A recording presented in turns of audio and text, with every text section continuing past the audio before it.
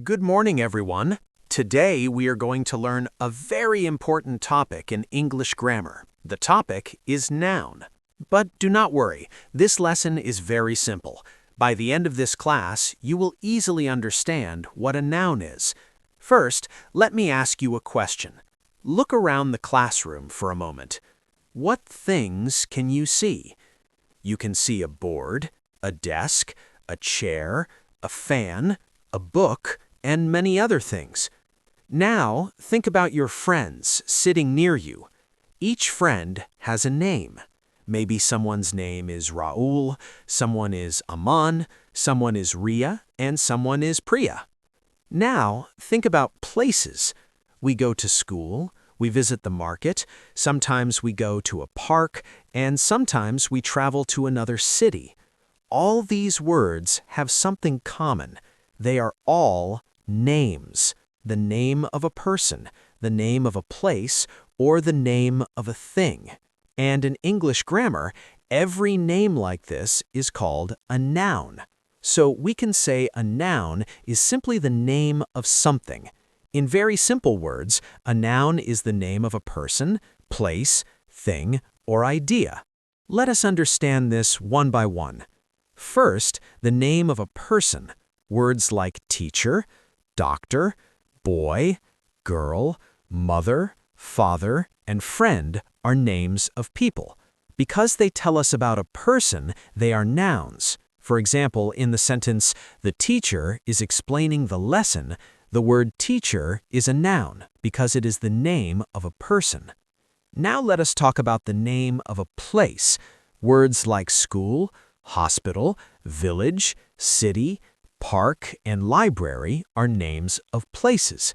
Because they tell us about a place, they are also nouns. For example, the children are playing in the park.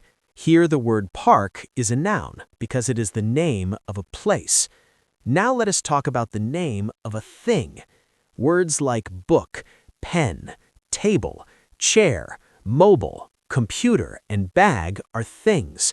Because they have names, they are nouns. For example, this book is very interesting. Here the word book is a noun because it is the name of a thing. Now there is another type of noun that is a little different. Sometimes a noun is the name of an idea or feeling. For example, words like love, happiness, honesty, freedom, and friendship. We cannot see or touch these things, but they still have names. Because they have names, they are also nouns. For example, honesty is a good quality. Here the word honesty is a noun. Now, let us quickly repeat the definition together. A noun is the name of a person, place, thing, or idea. Person, place, thing, or idea. Whenever you see a word, you can ask yourself a simple question. Is this the name of something? If the answer is yes, then the word is probably a noun.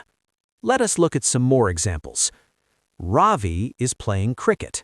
In this sentence, Ravi is a noun because it is the name of a person. The dog is running. Here, dog is a noun because it is the name of an animal. My brother bought a new car. Here, brother and car are nouns. The students are studying in the classroom. Here, students and classroom are nouns. Now let us do a small activity. I will say some words, and you think whether they are nouns or not. Apple. Apple is the name of a fruit, so it is a noun. Teacher. Teacher is the name of a person, so it is a noun. School. School is the name of a place, so it is a noun. Happiness.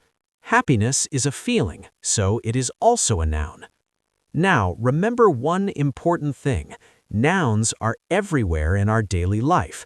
Whenever we speak, read, or write, we use many nouns. Without nouns, it is very difficult to make clear sentences. For example, if someone says, went to and bought, this sentence is confusing. But when we add nouns, it becomes clear. I went to the market and bought some fruits. Now the sentence makes sense because we used nouns like market and fruits. So nouns help us clearly tell who, what, and where. Now, let us summarize today's lesson. A noun is the name of a person, place, thing, or idea. Examples of nouns include teacher, school, book, city, happiness, and friendship. Whenever you see a word that is the name of something, it is usually a noun. In the next lesson, we will learn different types of nouns, such as proper nouns, common nouns, and collective nouns. So, keep observing the words around you and try to find nouns in everyday sentences. That is all for today's lesson. Thank you, everyone.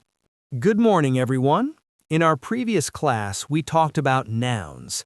We learned that a noun is simply the name of something. It can be the name of a person, a place, a thing, or even an idea. Now, today, we are going to go one step deeper. Today, we will understand the different types of nouns. You may be thinking, why do we need types of nouns? That is a good question. The reason is very simple. In English, not all nouns behave in the same way. Some nouns are general names, some are special names, some represent groups, and some represent ideas or materials. So grammar experts divided nouns into different categories to make them easier to understand. Today, we will learn these main types: common noun, proper noun, collective noun, abstract noun, material noun, countable noun, and uncountable noun. Do not worry about remembering all of them immediately. We will understand each one slowly with examples. Let us begin with the first one, common noun. First, we will talk about common nouns. A common noun is a general name. It does not refer to a specific person or place. It just tells us the general category. Let me explain this in a simple way. Suppose I say the word teacher. When you hear the word teacher, do you know exactly which teacher I'm talking about? No. It could be any teacher. Maybe a math teacher, maybe an English teacher, maybe a teacher in another school. So the word teacher is a general name. Because it is a general name, it is called a common noun. Let us see some more examples. Boy, girl, city, school, river, dog, book. All these words are common nouns. Why? Because they are not talking about a specific boy or a specific city. They are talking about the idea in general. For example, if I say, the boy is running. Here, the word boy is a common noun. If I say, the dog is barking, the word dog is a common noun. So remember this idea clearly. A common noun is simply a general name. Proper noun. Now let us move to the next type. A proper noun is the exact or specific name of a person, place, or thing. Let us go back to our previous example. The word teacher is a common noun, but if I say Mr. Sharma, now we know exactly which teacher I'm talking about. So Mr. Sharma becomes a proper noun. Let us look at some examples. Rahul, Anitha, India, Delhi, Amazon River, Monday, January, Taj Mahal. These are all specific names. Because they are special names, they always begin with a capital letter. For example, Rahul lives in Delhi. Here, Rahul is the name of a specific person and Delhi is the name of a specific city. Both of them are proper nouns. Another example, the Taj Mahal is very beautiful. Here, Taj Mahal is a proper noun because it is the specific name of a monument. So, here is a simple way to remember the difference. Common noun means a general name. Proper noun means a specific name. Collective noun. Now let us talk about collective nouns. Sometimes we want to talk about many people or many animals together as one group. Instead of naming every individual, we use one word for the entire group. That word is called a collective noun. Let us see some examples. Team, family, class, army, crowd, group, flock, bunch. For example, if I say, the team won the match, The word team represents many players together. If I say, our family is very supportive, the word family represents many members together. Another example, a flock of birds is flying in the sky. The word flock represents a group of birds. So a collective noun is simply a name given to a group. Abstract noun. Now we will learn about abstract nouns. This type is very interesting. Abstract nouns are words that name feelings, ideas, or qualities. You cannot see them with your eyes. You cannot touch them with your hands, but they exist. For example, love, happiness, honesty, freedom, bravery, kindness, friendship, knowledge. Let us think about the word happiness. Can you touch happiness? No, but you can feel it. Or think about honesty. You cannot see honesty like you see a chair or a book, but you can understand when someone is honest. So these words represent ideas and feelings. That is why they are called abstract nouns. For example, honesty is a good quality. Happiness makes life beautiful. Knowledge gives us power. In all these sentences, the highlighted words are abstract nouns. Material noun. Now let us understand material nouns. Material nouns are the names of substances or materials from which things are made. For example, gold, silver, iron, wood, water, milk, cotton, plastic. If someone asks you what a ring is made of, you might say gold. Gold is the material, so the word gold is a material noun. Another example, the table is made of wood. Here, wood is the material used to make the table. Another example, milk is good for health. Here, milk is also a material noun because it is a substance. Material nouns tell us what something is made from.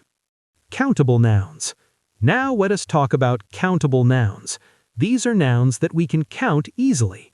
For example, 1 book, 2 books, 3 books. We can count books, so book is a countable noun. Let us see more examples. Apple, car, student, chair, pen, bottle. For example, I bought 3 apples. There are 10 students in the classroom. She has 2 pens. Since we can count these things, they are called countable nouns. Uncountable nouns. Now we will learn about uncountable nouns.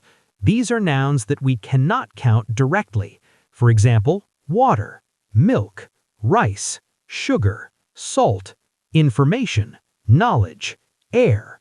For example, you cannot say 3 waters. Instead, you say 3 glasses of water. You cannot say 2 rices. Instead, you say 2 bowls of rice. So these nouns cannot be counted individually. That is why they are called uncountable nouns. For example, water is necessary for life. Information helps us learn new things. Knowledge is very powerful. In all these sentences, the nouns are uncountable. Final revision. Let us quickly revise what we learned today. Common noun is a general name. Proper noun is a specific name. Collective noun is the name of a group. Abstract noun is the name of a feeling or idea. Material noun is the name of a substance. Countable noun can be counted. Uncountable noun cannot be counted directly. Final words. Now I want you to start observing English around you. When you read a sentence or listen to someone speaking English, try to notice the nouns. Ask yourself simple questions. Is this the name of a person? Is this the name of a place? Is this the name of a thing? Is this the name of a feeling or idea? If the answer is yes, then the word is a noun, and slowly you will start recognizing nouns everywhere. That is all for today's lesson. Thank you, everyone.